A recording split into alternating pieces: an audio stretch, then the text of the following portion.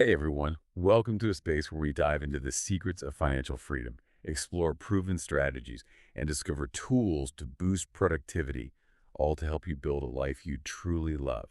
Let's learn, grow, and succeed together. Today, we are undertaking a really massive deep dive. We've gathered literally dozens of questions from our community, and they all seem to circle around one core mission, one big question. How do you actually get started on the path to financial freedom? Especially when you feel like, you have no skills, maybe no clear roadmap. And let's be honest, with everything going on, maybe even that real chilling fear of seeing colleagues get laid off, we've pulled together all that uncertainty, all that curiosity from listeners who are clearly ready to make a change, but they're just Yes. staring at a blank page, right? That fear, that financial uncertainty, maybe even that dread of the pink slip, it's exactly why we wanted to dig really deep into this source material today.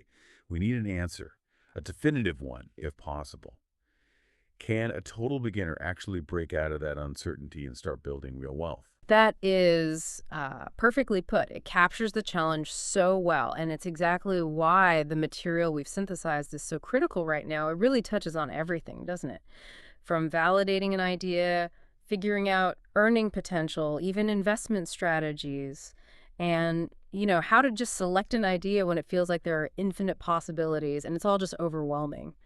So, our goal here, I think, isn't just to hand out a checklist or like a simple list of easy side hustles. That's not deep enough. We Hmm. need something more fundamental, a transformation, really. If you want to achieve financial freedom, you've got to move away from that predictable, maybe constrained thinking of an employee or even a student. Right. The person who waits to be told what the next step is, what to do. Exactly. And instead, embrace the creative problem solving approach. That's the entrepreneur's mindset. It's about figuring things out. This is the ultimate mindset shift we need to tackle first before anything else. Okay. I really like that framing employee mindset versus entrepreneur mindset. I think that's going to be a really useful anchor for this whole discussion. But okay, before we dive into specific skills or, business ideas, let's ground ourselves. If someone listening is serious about making this shift, what's the absolute foundational definition? What is a business at its core? Yes, absolutely. We need to get this definition down immediately. It's like the non-negotiable filter for every single idea you might consider down the line.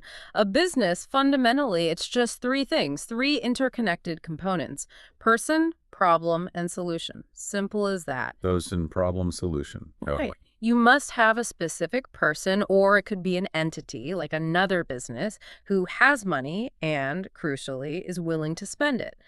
That person, they have to have some kind of problem.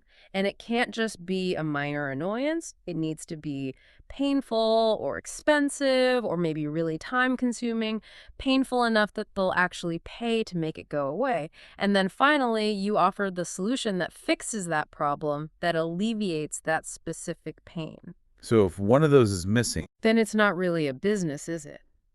If you don't have all three, the paying person, the painful problem, and your solution what you probably have is a hobby, or maybe a nice idea, perhaps even charity work. But it's not a sustainable, high growth business. This framework, it forces you to stop just inventing products you think are cool and start actually solving real market needs that people will pay for. okay, that makes perfect sense. Person, problem, solution. Got it. So let's move to the bigger picture. The financial freedom equation itself. We all kind of know the basic formula, right? We want to become financially free. Mathematically, it's simple. Make more money than you spend and invest the difference, usually into passive income assets, things like index funds, stocks, shares, that sort of thing. Yeah. But where do people consistently get stuck? Why isn't everyone doing this easily? Well, the most common trap, and we see this constantly, is focusing relentlessly on the wrong side of that equation. They focus almost entirely on spending. Cutting costs, budgeting. Right. And let's be clear, reducing unnecessary spending is smart. It's essential, even. Budgeting, being frugal, getting value that's absolutely mandatory for wealth preservation, you have to do that. But focusing solely on reducing spending is fundamentally limiting. The critique here isn't that saving is bad, it's that you don't want to drastically cut your spending to the point where your quality of life tanks, You right? don't want to live like a monk, yeah. Exactly. You don't want to live like a monk just to scrape together an extra, say, $500 a month. And here's the hard truth. The ultimate limit to saving is zero spending. Once you've cut every single non-essential expense, the hobbies, the vacations, the nice meals, everything, the absolute maximum you can possibly save is capped. It's physically capped by your income. Your income puts a hard ceiling on your savings potential. Okay, so if we accept that there's a hard ceiling on how much you can save, but our goal is to accelerate financial freedom, Hmm. get rich faster, not just eventually, then the focus has to shift.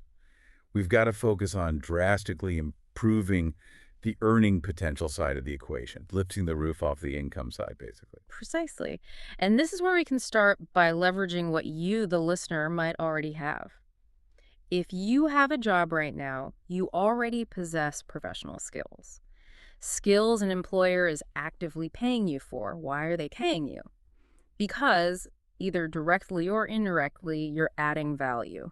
Value that results in the company making significantly more money than it costs to employ you. That's the basic business model of employment. Right. If you weren't adding net value, the company wouldn't keep you around. It wouldn't make sense financially. Exactly. So you are already adding value to the market in some capacity. The crucial mind shift then isn't if you add value, but asking yourself, how can I add more value? How can I solve a bigger, more expensive, or more painful problem? Okay, so it's about scaling the value you provide. Yes. You need to start thinking critically about the problems you solve right now in your job. And then ask, could I acquire the skills or maybe the responsibility to solve more expensive problems or perhaps more painful problems, either for your current employer or maybe for similar organizations out there? Think about those really high-earning corporate roles for a second. A top trader at a major bank, maybe, or a senior executive managing multi-million-dollar deals. Why do they earn so much? Because the problems they solve involve huge sums of money or massive risk mitigation. Exactly. The problems they solve or the opportunities they seize involve massive financial stakes. If a trader can reliably generate, say, an extra $5 million in returns for the firm, that firm will happily pay them a high six, maybe even low seven-figure salary. Why? Because the value delivered is directly proportional to the compensation. Okay, that seems pretty clear in roles like high finance or sales, where your contribution is directly tied to profit. But what if you're in, say, a support function, like HR or IT, where the link to revenue isn't quite so direct? Ugh, good question. The principle still holds, but the value is often framed differently. It might be framed as pain avoidance or maybe efficiency gain. Take IT, for example. If you implement a new cybersecurity system that successfully prevents a potentially catastrophic $10 million data breach, guess what? You've just added $10 million in value, or at least $10 million in pain avoidance value, Okay. or in HR. If you can design and implement a new automated onboarding system that saves the company, say, 5,000 employee hours per year, that's tangible. It's Right. quantifiable value. That justifies a higher salary or bonus. The goal, really, regardless of your department, must be to position yourself to solve the most expensive, most painful problem possible for someone who is willing and able to pay for that solution. And if your current career path doesn't seem to offer that kind of proportional compensation for the value you could add. Then starting a side business becomes the immediate logical priority. It's the most direct way to lift that income ceiling yourself. Right. Which brings us squarely back to that big psychological hurdle we mentioned at the start. That feeling, that common sentiment of, I have no skills. Hmm. It's easy to feel inadequate when you look at successful entrepreneurs online, especially if you feel like a total beginner. We need to challenge that feeling, but, you know, we can't just dismiss it either. It feels real. Absolutely. We have to acknowledge that fear first, that feeling of inadequacy. It's real. And it often stems from comparing your day one to someone else's year 10, right? They've spent years building expertise. But the actual statement, I have no skills, is factually incorrect. We already established that. Everyone has some baseline value. You could mow lawns, you could offer cleaning services. These are skills the market pays for. Okay, but those aren't getting you to financial freedom quickly. Exactly. The issue isn't the absence of skills, it's the typically low market rate attached to those readily available skills. Mowing a lawn solves a low value, low pain problem. It might earn you, what, $20, maybe $30 an hour? Those low market rate skills, they're just not going to accelerate your journey to financial freedom in any meaningful way. Not realistically. So the real challenge isn't just acquiring a skill, it's finding and acquiring a high-value skill. And I guess for many people, the next barrier pops up right there. The idea of going back to school, spending a fortune on certifications, that feels daunting too. And that's where the modern reality, the current accessibility of learning comes in. This learnability hack, as the source material calls it, is so crucial. We really need to stress how accessible high-value skills are in, well, today's world. It is, frankly, ridiculously easy and cheap to learn almost any high-value skill now. You don't need a 4-year degree anymore to get competent in high-demand fields. Things like advanced copywriting, data analytics, running Google Ads campaigns effectively, or even AI automation. You can learn these online. Absolutely. These skills are taught through world-class materials, often for free or very low cost on platforms everyone knows. YouTube, Coursera, specialized newsletters, online boot camps. The knowledge is out there. But okay, the imposter syndrome is still a killer. You tell someone, go learn AI automation, and their immediate thought might be, but I need a computer science degree to charge serious money for that. How did they bridge that gap, that lack of formal certification, that feeling of not being expert enough? This is where we need to ditch the passive, overwhelmed student mindset and adopt a strategic project manager mindset instead. Stop just randomly watching videos hoping something sticks. Instead, leverage the very tools we're talking about. Take that feeling of being overwhelmed and literally give it to an AI. Go to Claude or ChatGPT and be explicit. Say something like, I want to learn Google Ads well enough so I can confidently charge small businesses $2,000 a month for managing their campaigns. I have 30 days available and I can commit 2 hours per night to study. Build me a structured 30-day learning curriculum, include specific daily tasks, links to free, high-quality resources, and suggest a practical project I can complete by the end to demonstrate my skill. Wow. Okay, so you're basically outsourcing the curriculum design itself to the AI. Exactly. You force the AI to create a structured, measurable, actionable roadmap for you. You replace that chaotic uncertainty of where do I even start with a manageable step-by-step project plan. You shift your thinking away from the constrained question, what business should I start, towards the much more powerful entrepreneurial question. What painful problem can I help people with money solve? Using a specific high-value skill that I can acquire systematically in, say, the next 90 days. That focus, again, the high-paying problem for people with money, it really does seem like the single most important filter for success, especially when you're just starting out. It grounds that person-problem-solution framework in financial reality, doesn't it? It absolutely does. It keeps you focused on viability from day one. So let's get into the specifics then. How do we actually find those high-value problems and acquire the skills to solve them? The source material mentioned a brilliant hack, something that simplifies the whole earning process. What's the easiest, most reliable way to command a high market rate? Okay, the hack, if you want to call it that, is remarkably simple in concept. The easiest way to make significant money is to directly help someone else make more money, or, alternatively, save a quantifiable amount of money. Because the value proposition is crystal clear. Instantly understood. Think about it. If you can essentially wave a magic wand, metaphorically speaking, and make a business an extra $100,000 in revenue this year, or save them $100,000 in operational costs they were definitely going to spend, they're going to be very happy to pay you a substantial percentage of that value you just created for them. We're not talking small commissions here. We could be talking about $80,000, maybe even $90,000 in compensation for delivering that $100,000 worth of tangible value.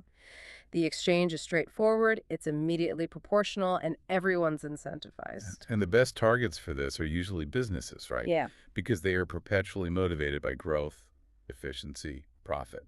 Generally, yes. Businesses are structured around making money, so helping them do that better resonates immediately.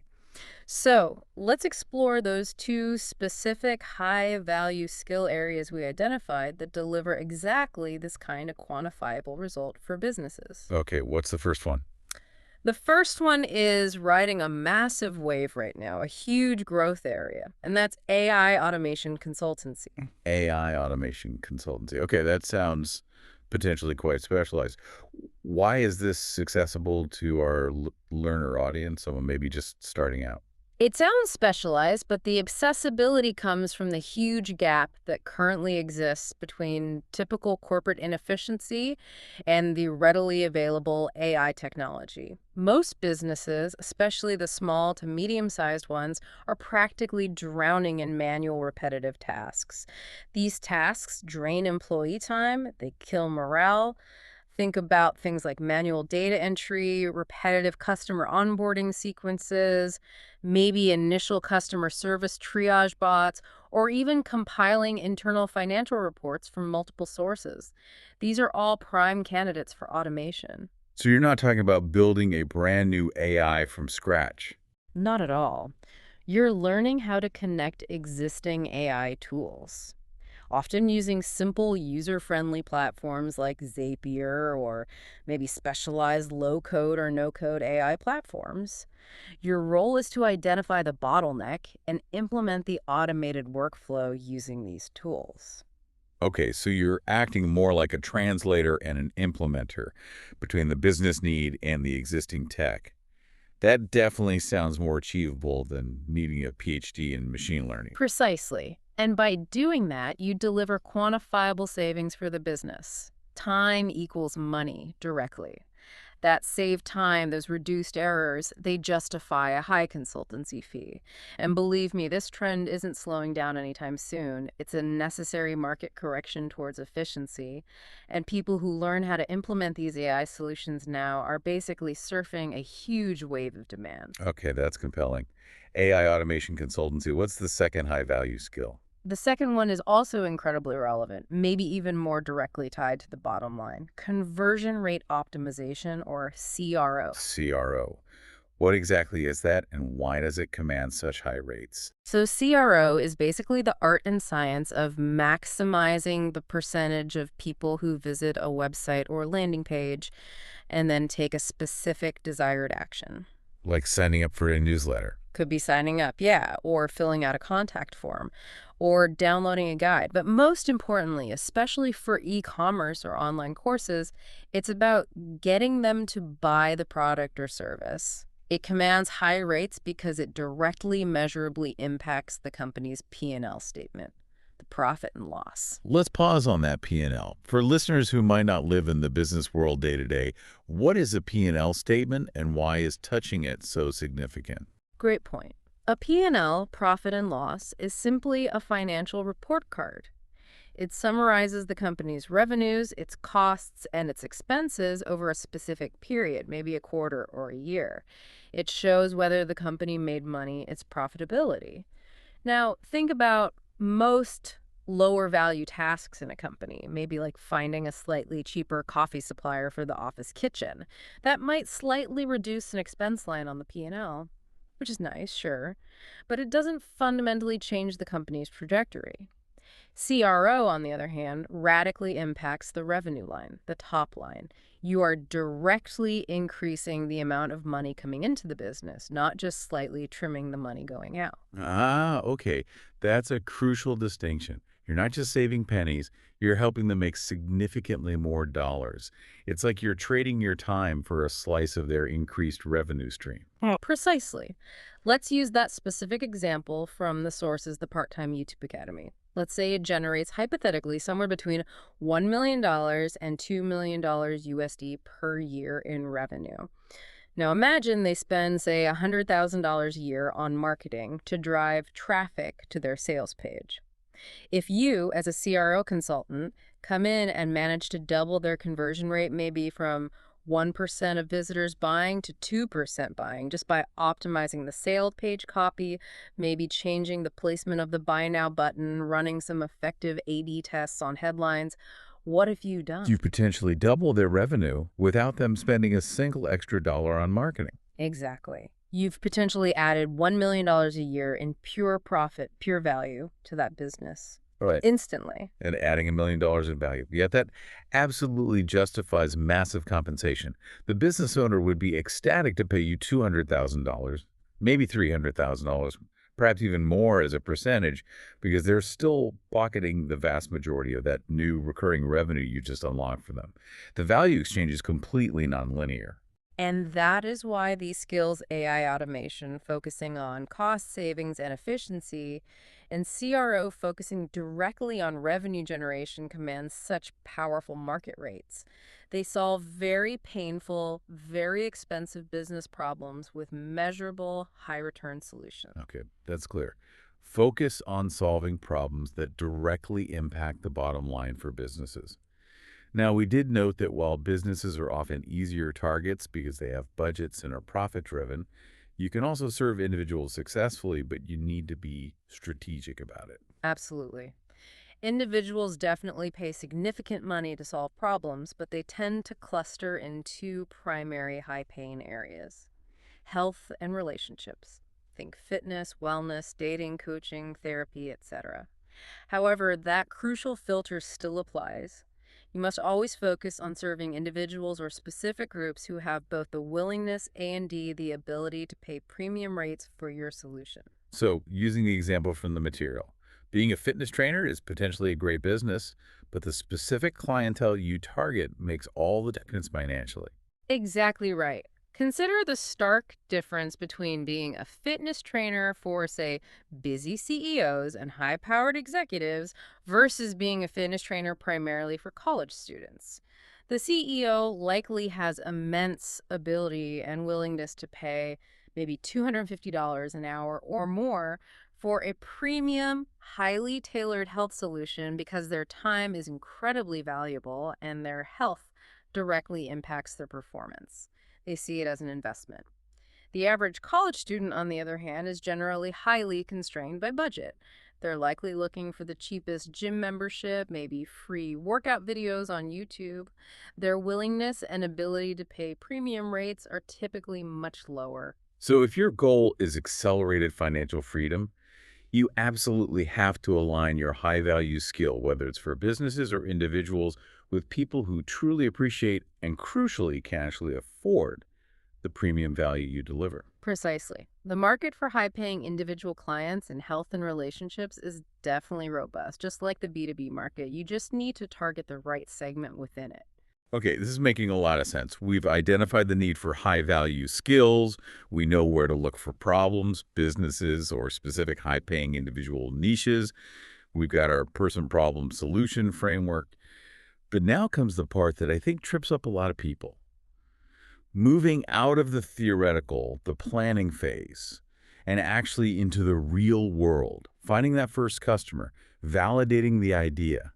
How do we turn that fear, that inertia, into an actionable, low-risk process? Right, the execution gap. This is where the rule of 30 comes in, and this, I'd argue, is a non-negotiable step. You have to do this before you spend months building the perfect website, or worse, pour your life savings into an unproven concept, or lock yourself away perfecting a product nobody actually wants. To truly validate a business idea, to really confirm that your person-problem-solution combination holds water in the real world, you absolutely must speak to 30 potential customers. 30 potential customers, and not just friends and family, right? Yeah. Definitely not friends and family, unless they perfectly fit the ideal customer profile and would genuinely pay. No, these need to be 30 people, individuals, or representatives of businesses who fit the profile of someone who would actually pay for the service or solution you're considering. It's purely a data gathering exercise at this stage. Your only goal is to listen and deeply understand their real pain points related to the problem you think you can solve. And we can use AI here too, right? To help brainstorm who those 30 people might even be. It can feel overwhelming just thinking about finding them. Absolutely. AI is fantastic for this initial brainstorming. Let's say you've decided, okay, I'm going to learn phone-based videography.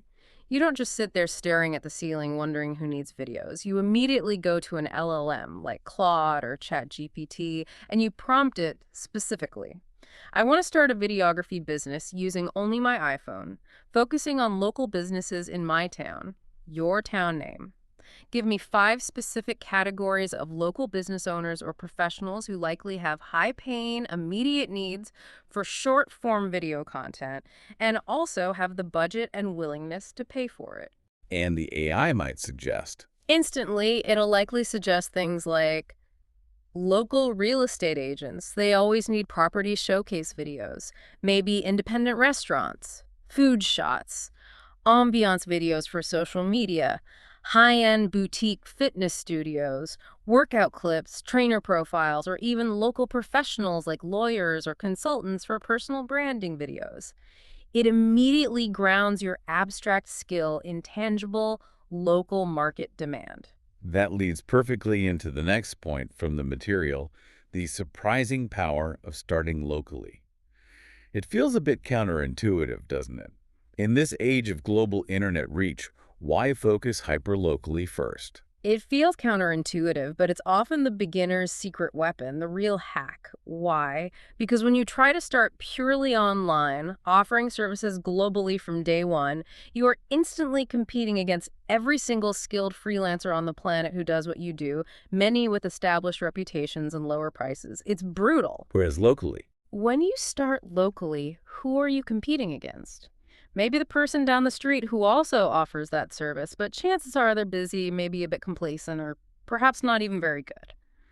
The competitive pool is dramatically smaller and often less aggressive. Look back at that phone-based videography example. You don't need a $5,000 camera rig to start locally. You use your smartphone, which probably has an amazing camera already, maybe a simple, even free editing app like CapCut on your phone. And you target those local micro niches we just talked about. Small, intimate events like birthday parties or anniversaries, profile videos for local shop owners, maybe those point-of-view style real estate tours. People will happily pay, say, $300, $500 to capture precious memories or get simple, effective promotional content for their business. And you can absolutely deliver a high-quality product for that price point using minimal gear locally. okay, but the immediate objection, the barrier that always comes up, is the portfolio problem. Nobody will hire me if I don't have any examples of my work. How does a complete beginner break that classic catch-22? Ah, yes, the portfolio paradox. You break it by deploying the work for free strategy. But, and this is crucial, you do it strategically. It's not just free work, it's an exchange. You approach a local business that fits your target profile, and you offer your service entirely for free. But, and this is the non-negotiable part, you do it strictly in return for 2 specific things. First, a written or video testimonial praising your work. And second, explicit permission to use the work you did for them in your professional portfolio to show future clients. So walk us through that. Go to your favorite local coffee shop. Exactly. Go to that coffee shop you love. Find the owner or manager. Say something like, "Hi, I'm starting a new service creating short social media video content specifically for local businesses like yours. I absolutely love your coffee shop, and I'd be thrilled to create 5 amazing professionally edited short videos for you, showing off your ambiance, your happy customers, maybe your specialty drinks completely free of charge this week. All I ask in return you continue, is that if you're happy with the videos, you provide a brief written note or maybe a quick video testimonial saying so, and that you allow me to feature these videos on my website or when I talk to potential paying clients. That seems like an incredibly high ROI exchange for the beginner, doesn't it? You're trading maybe a few hours of your time for two absolutely massive assets: credibility via the testimonial and proof of work via the portfolio piece. It's huge. The psychological hurdle of offering work for free feels immense for some people. It feels like you're devaluing yourself. But you're not giving away free work. You are investing your time to acquire critical business assets, assets that will pay you back tenfold, maybe 100-fold, with your very first paying client. You need that social proof, especially at the start, and this is often the fastest, lowest risk way to get it. But even with a portfolio piece, there's still a crucial mistake lurking, the one that sinks so many aspiring entrepreneurs before they even get close to a paying customer. And that's the avoidance of actual human contact. Oh, this is the big one, the classic entrepreneurial mistake. Sitting alone in what we sometimes call the cave bedroom, spending weeks or months perfecting the logo, building the perfect website, designing flawless business cards, all while passively hoping that somehow, magically, the internet will deliver a flood of customers who are eager and ready to pay you. That approach rarely works, does it? It fails. It fails probably 99% of the time for beginners. The far better, faster, and infinitely more effective approach involves actively, intentionally talking to potential customers, either physically in the real world or virtually. The goal isn't selling yet. It's understanding the problem deeply from their perspective. Okay, but that sounds hard, especially for people who might be more introverted. It sounds a bit like cold outreach, cold calling. It is a form of outreach, yes, but you frame it completely differently. You frame it as pure curiosity and research, not as a sales pitch. There's a fantastic anecdote in the source material about a startup founder. He eventually sold his company for millions, operating in the B2B finance software space. But guess what he and his co-founder did for the first 2 years? They weren't building the final product. Not the final product, no. They spent the first 2 years doing almost nothing but talking to potential customers, relentlessly. Wow, 2 years. How did they even get those conversations? What was the strategy? Their strategy was brilliant in its simplicity. They identified their target market finance directors, maybe team leaders, at small to medium-sized businesses. They'd find them on LinkedIn or through targeted email lists. But their outreach message wasn't, hey, buy our amazing software. Not at all. It was something much softer, like, hi, name. We're currently researching common challenges and pain points in financial planning and reporting for companies around your size. We're not selling anything right now. We'd simply love to buy you a coffee, take maybe 30 minutes of your time, and just ask you about the 3 biggest frustrations you face in your role related to specific area like budgeting or forecasting. We promise, no sales pitch, just looking to learn from experts like you. And people responded to that. Surprisingly often, yes. People genuinely love talking about their problems, especially professional frustrations, and they often feel flattered when someone asks for their expert opinion. So these founders just listened. They took meticulous notes. They cataloged every single pain point, every inefficiency mentioned, and that deep understanding became the absolute foundation of the multi-million-dollar business they eventually built to solve those exact validated problems. So those initial conversations weren't really about validating their preconceived idea. They were about discovering the real problems, understanding the frequency, the intensity, the cost of the pain the market was actually experiencing. That's exactly it. Discovery first, validation second. And here's where modern tools make this process almost unfair in its efficiency. Imagine you have one of those coffee conversations. You record it, with explicit permission, obviously. You can then use an app like VoicePal or Otter.ai, or just a simple transcription service to get a text transcript. Then you feed that entire transcript into an AI tool, again, Claude, ChatGPT, whichever you prefer, and you give it a prompt like this. Analyze the following customer conversation transcript.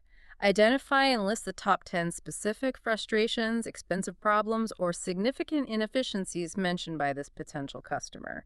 Based only on the problems mentioned in this transcript, generate 10 concrete, viable business ideas that could solve one or more of these specific pains. So you're outsourcing the market research analysis and the initial idea generation directly to AI, but the input data is 100% real-world validated customer insight from your own conversation. Precisely. It combines the irreplaceable value of human conversation with the analytical speed of AI. It's an incredibly powerful workflow for generating relevant, validated business ideas quickly. Okay, that's a game changer. But it potentially leads to the next psychological hurdle, choice paralysis. Let's say the AI spits out 10 seemingly great validated ideas based on those conversations. The listener might still feel stuck, wanting to be told, okay, which one is the right one? Just give me the list of easy, boring businesses or the copy-paste solution. We really have to push back against that easy business in a box myth, don't we? We absolutely have to. That desire, that craving to be handed a guaranteed, ready-made roadmap, just tell me exactly what to do. That is the default thinking pattern of a student or an employee. They expect a curriculum, an answer key, a set procedure. The entrepreneur's job, fundamentally, is to figure it out. There is no generic, universal plan that says, hey, regardless of your unique background, skills, or interests, just follow these 10 exact steps, copy and paste this template, and voila, guaranteed successful business. That is a complete fallacy sold by internet marketers. It doesn't exist in reality. And crucially, as the source material points out, what constitutes an easy business is completely relative. It depends entirely on the individual's existing credibility, knowledge, and even network. Exactly. An easy business is totally dependent on your personal background. Let's take that example again.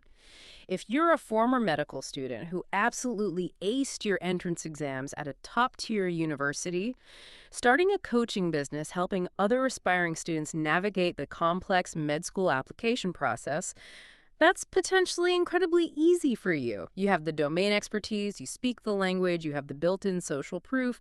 Now take that exact same business idea and give it to someone with zero medical background, maybe someone who's worked in construction their whole life.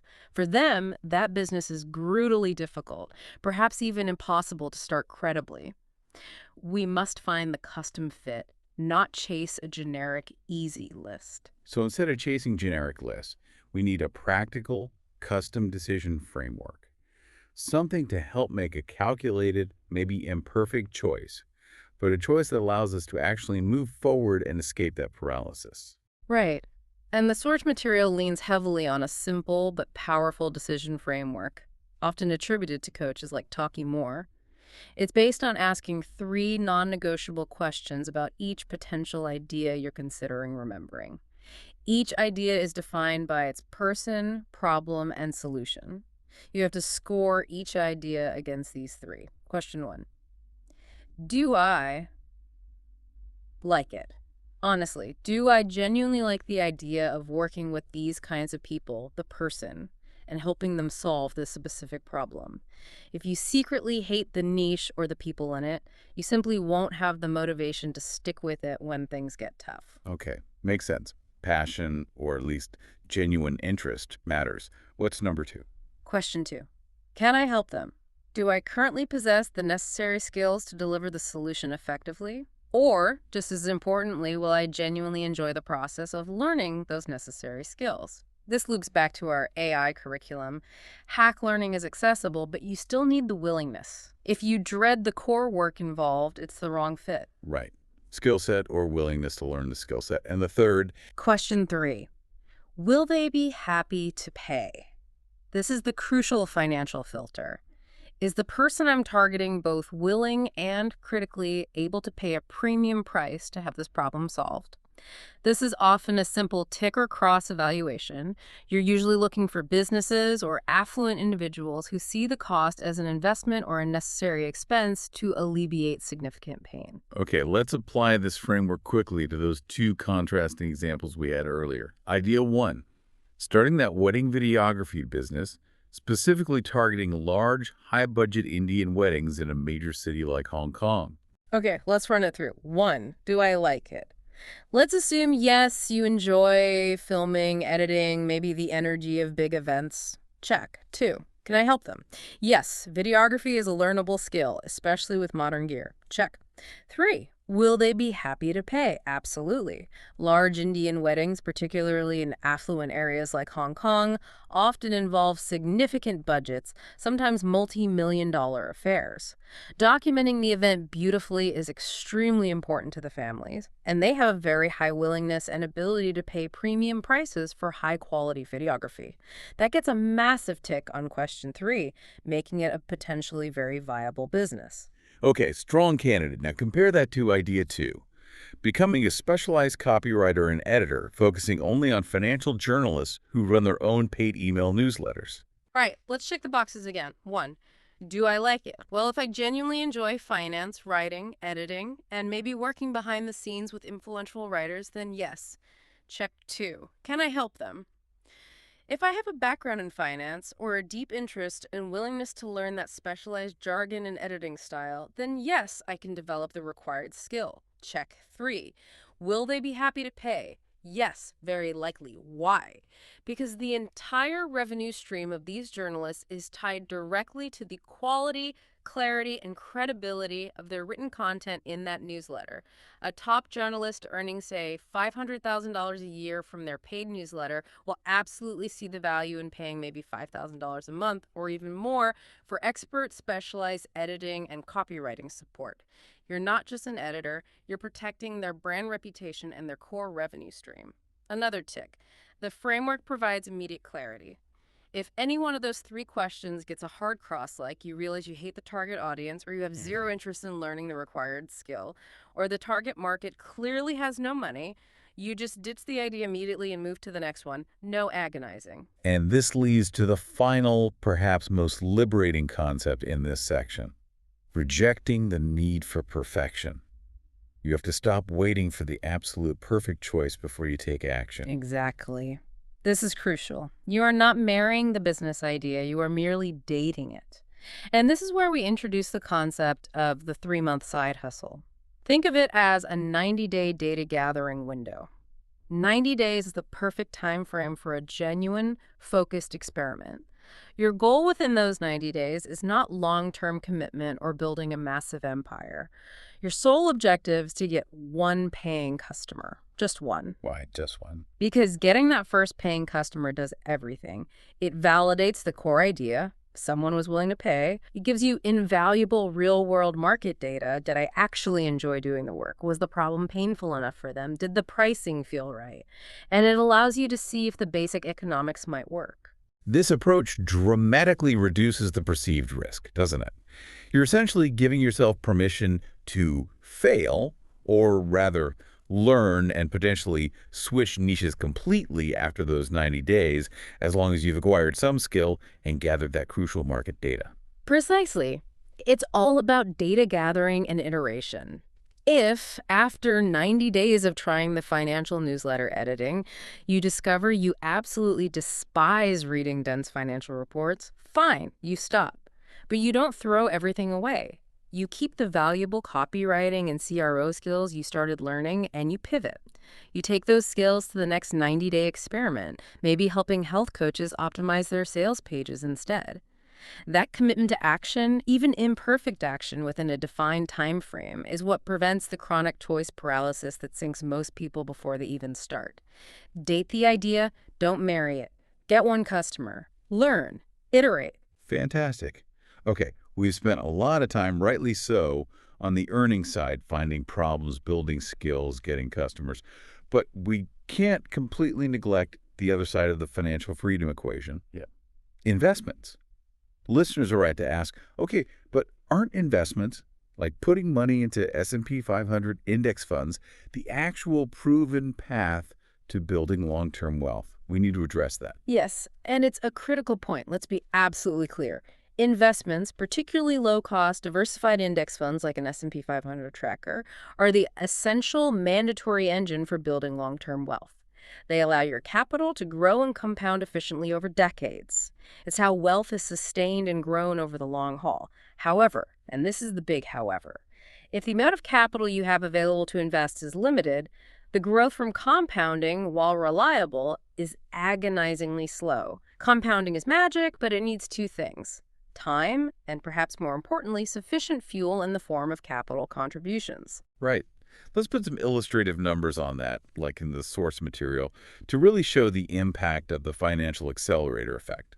Say someone earns a decent salary, maybe $50,000 a year. And they're disciplined, they live frugally, and they manage to save and invest $20,000 of that each year. That's genuinely impressive saving. But even with good average market returns, say 7–10% compounded, it's still likely going to take them 30 years, maybe more, to reach what most people would define as true financial freedom, where their investments cover their living expenses. Now, contrast that with the person who successfully accelerates their earning potential through a high-value side business or full-time entrepreneurship. Let's say they manage to increase their earnings to $300,000 a year. And because their lifestyle costs haven't necessarily ballooned proportionally, they can now save and invest $200,000 a year. 10 times the annual investment amount. Exactly. 10 times the fuel going into that compounding engine each year. What happens to their timeline for financial freedom? It collapses. They might become rich, truly financially independent, much, much faster. Maybe in just 7 to 10 years instead of 30 or 40. The problem usually isn't the investment vehicle itself. The S&P 500 fund is great. The problem for most people is the severely limited amount of capital they have available to feed into that vehicle each year. Financial freedom is primarily accelerated by dramatically increasing your ability to earn, not by tweaking your asset allocation slightly or shaving another $50 off your monthly utility bill. There's a concept financial planners often talk about called the crossover point. Could you explain what that is and why dramatically increasing your earning potential helps you hit that point so much faster? Yes, the crossover point is a really powerful milestone. It's defined as the specific moment in time when the passive income generated by your investments, the dividends, the interest, the capital gains you could withdraw, sustainably officially exceeds your earned income from your job or active business. Think back to our $50K earner saving $20. It might take decades for the passive income from their accumulated $20K annual investments to grow large enough to surpass their $50K salary.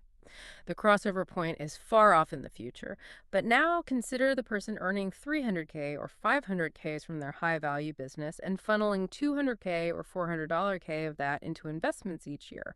Their investment capital base grows incredibly quickly. As a result, the annual passive income generated by that rapidly growing base catches up to and then surpasses their active income much, much sooner. The crossover point is radically pulled forward in time. In that moment, when your money makes more money than you do from working, that's arguably the definition of true financial freedom. You're no longer dependent on trading your time for money. Precisely. And reaching that point is almost entirely accelerated by the entrepreneurship side, by boosting the earning potential, not primarily by optimizing the investment strategy itself, though that's still important for preservation and long-term growth. And this all leads back to what you call perhaps the most liberating realization of all in this whole process. Mm-hmm. The understanding that your earning ability, especially outside a traditional job, is almost entirely within your own control. It really is. If you have access to a device, an internet connection, and crucially, the willingness to learn skills and talk to people about their problems, your capacity to earn significantly more money than you currently do is largely within your control. Now, sure, building a massive 9 or 10-figure unicorn startup involves immense luck, timing, venture capital, maybe genius-level innovation. That's a different game. But building a solid 6-figure lifestyle business, or even breaking into the low 7 figures as a solo consultant or small agency owner, in the grand scheme of global entrepreneurship, that is arguably fairly mediocre, as the source puts it. It's highly achievable. It's accessible from almost any background if you apply the principles we've discussed. You control the timeline and the potential earnings, largely through your own effort and strategic choices. And that level of control stands in such stark contrast to the typical experience within a large organization what the material calls the corporate ceiling. Oh, absolutely. In a large corporation, your earning potential, your upside, is almost always heavily constrained by systemic limitations. You're operating within someone else's rigid structure. Think about it. Fixed salary bands for your job title, often bureaucratic annual review processes, complex HR policies dictating maximum raise percentages, multiple layers of management approval needed for any significant bump. Even if you, as one individual employee, can genuinely, quantifiably prove that you added $1 million in pure value to the company this year. Maybe you spearheaded a project that generated massive new revenue, or you implemented something that saved millions in costs, what often happens. HR might say, that's great work, really impressive. Unfortunately, you're currently at the top of salary band X for your role, and company policy only allows for a maximum 5% annual raise this cycle. Maybe we can look at a promotion next year. Exactly. There's often a systemic artificial limit placed on your income that has very little correlation to the actual economic value you created for the organization. You end up capturing only a tiny, tiny fraction of the value you delivered. But in your own high-value business, serving clients directly, that ceiling essentially disappears. You capture the value you create much more directly. There is virtually no limit, theoretically. If your CRO consultancy helps clients generate an extra $5 million in collective revenue this year, it's entirely feasible for you to capture, say, $500,000 or even more of that value yourself through your fees or performance bonuses. That direct proportional relationship between value created and income earned is precisely why entrepreneurship is almost always the fastest path to significant wealth creation and financial freedom. Okay, but let's address a very common practical block that comes up, especially for people already in well-paying corporate jobs. Think finance, tech, law, consulting. It's the non-compete clause in their employment contract. The listener thinks, this all sounds great, but my HR department, my legal team, they simply won't allow me to build a side business. I signed a non-compete agreement when I joined. How do they navigate that very real constraint? Ugh, the dreaded non-compete. This is a classic example where people often default back to that student-employee thinking pattern.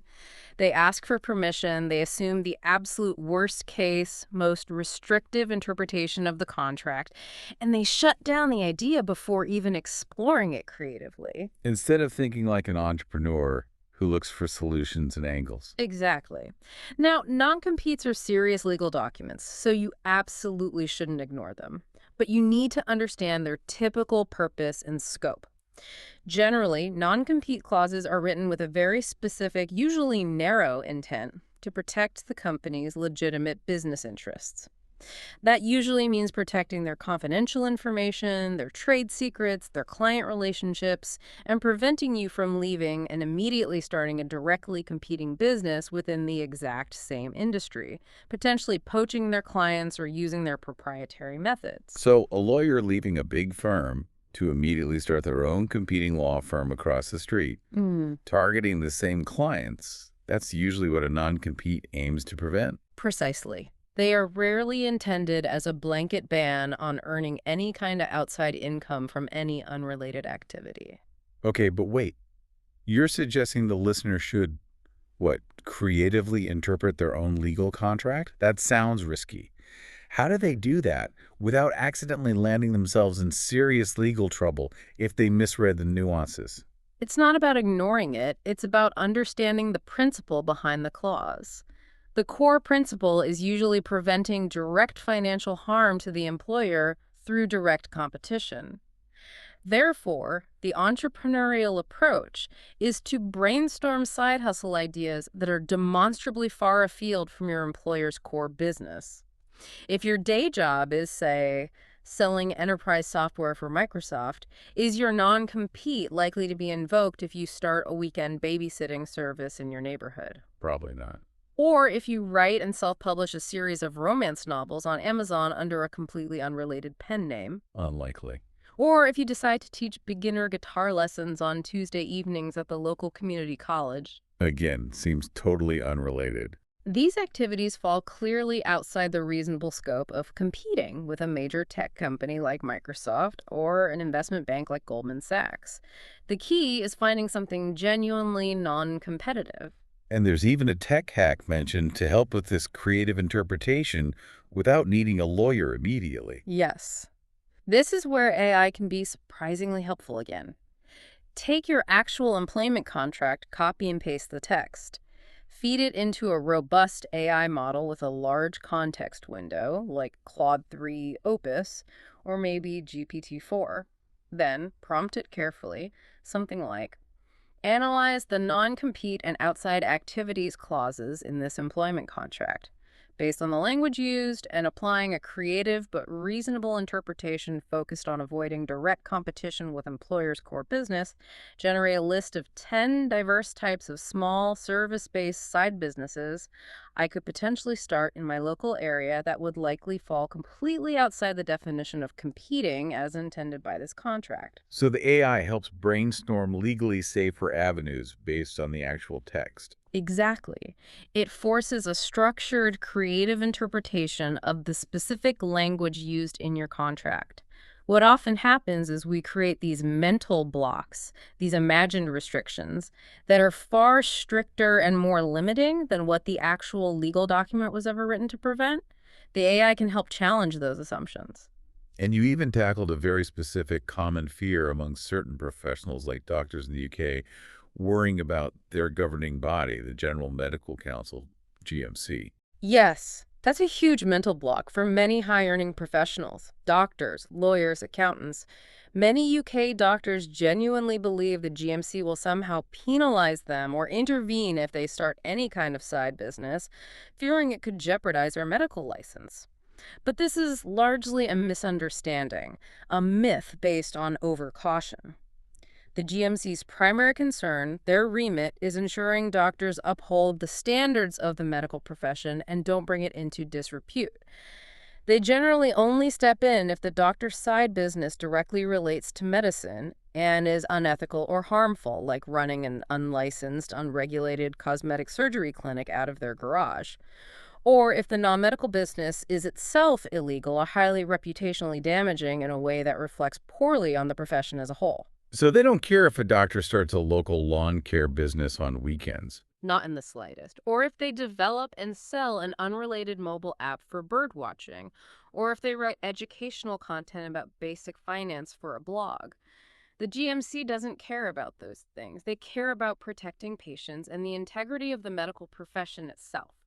So the takeaway is, if you feel constrained by a vague sense of I'm not allowed due to professional rules or employment contracts, you absolutely must dedicate a small amount of time, maybe just half an hour, to researching and understanding the actual specific legal or regulatory constraint. Don't rely on rumors, assumptions, or overly cautious interpretations.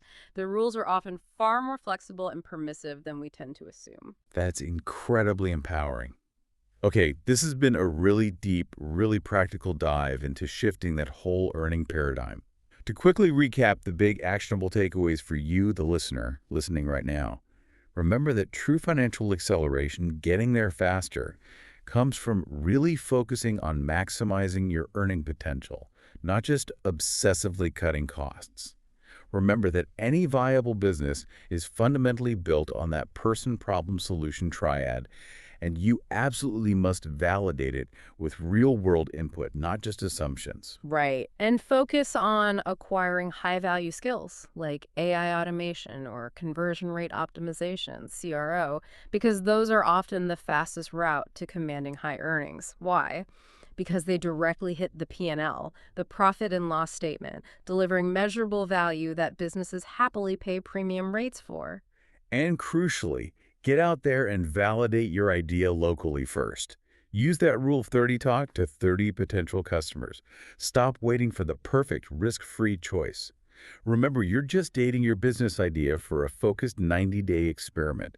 Get that first customer Learn and iterate. And underpinning all of this, never forget that core realization we discussed. Your earning potential, your ultimate income ceiling, especially once you step outside the constraints of a traditional corporate structure, is largely, almost entirely within your own control. That realization alone should be incredibly powerful. It should help override the inevitable fear of starting something new.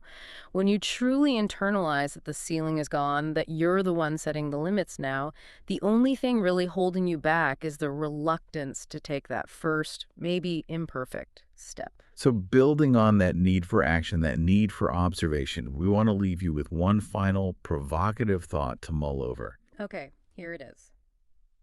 If you truly accept the premise that your earning potential is largely within your control, then forget about brainstorming perfect solutions tonight. Forget about products for a moment. Instead, dedicate maybe the next 48 hours purely to observation, active listening and observation. Ask yourself, what specific, expensive, or genuinely painful problem could I start noticing right now, today, in my immediate local network? Or perhaps within my existing professional circle? A problem that someone who is already relatively affluent or someone who runs a successful local business would be absolutely thrilled, genuinely happy to pay someone like me to solve for them. Don't try to invent the solution yet. Just start listening intently for the complaints, their recurring frustrations, the obvious inefficiencies people mention offhand. Those problems, the real painful ones people are already experiencing, those are your true roadmap to financial freedom. Not some genius product idea you dream up in isolation. Start listening today.